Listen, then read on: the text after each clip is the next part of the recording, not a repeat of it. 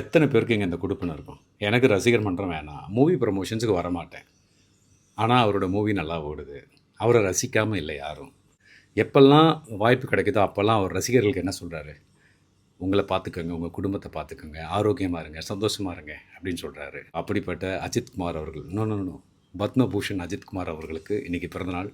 Happy birthday to you Ajith Kumar sir. அவர் ஏன் எனக்கு பிடிக்கும் அப்படின்னா அவர் ஒரு படத்துல சொல்லுவார்ல, என் வாழ்க்கையில ஒவ்வொரு நொடியும், ஒவ்வொரு விஷயத்தையும் நானா பார்த்து செதுக்கினதுடான்னு சொல்லுவார்ல, அந்த மாரி தான் ஒரு ஸ்க்ராட்ச்லேருந்து ஆரம்பிச்சு, சின்ன சின்ன ரோல்ஸ் பண்ணி, அதுக்கப்புறம் ஹீரோவாகி, அதுக்கப்புறம் அந்த ஒரு கிராக் பண்ணி, ஆசைன்னு ஒரு படம் ஹிட் ஆகுது, ரெகக்னைஸ் ஆகுறாரு, காதல் கோட்டைன்னு ஒரு படம் வருது, வாலின்னு ஒரு படம் வருது.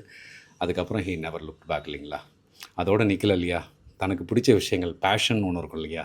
கார் ரேசிங், இந்த பக்கம் ரைஃபிள் ஷூட்டிங், இந்த மாதிரி நிறையா விஷயங்கள் அவர் பண்ணிகிட்டே இருக்காருங்க.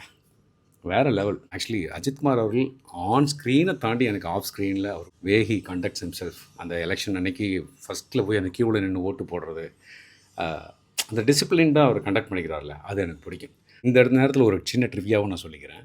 அஜித்குமாரோட வீடு திருவான்மியூரில் வால்மீகி நகர் 4th சிவார்ட் ரோடில் இருக்கும். அதே தெருவில் நான் 4 வருஷம் வசிச்சிருக்கேன், ஃபேமிலியோடு இருந்திருக்கேன்.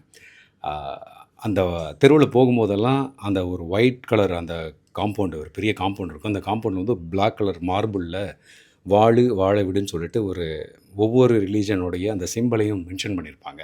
அது பார்க்குறதுக்கு ரொம்ப நல்லாயிருக்கும். நான் அவ்வளோ வருஷம் இருந்திருக்கேன். நான் ஒரு தடவை கூட அஜித் சாரை நான் பார்த்தது கிடையவே கிடையாது. அந்த காம்பவுண்டு, அந்த வாழு வாழ விடு, அந்த விஷயத்தை மட்டும்தான் நான் பார்த்துட்டு போயிட்டே இருப்பேன்.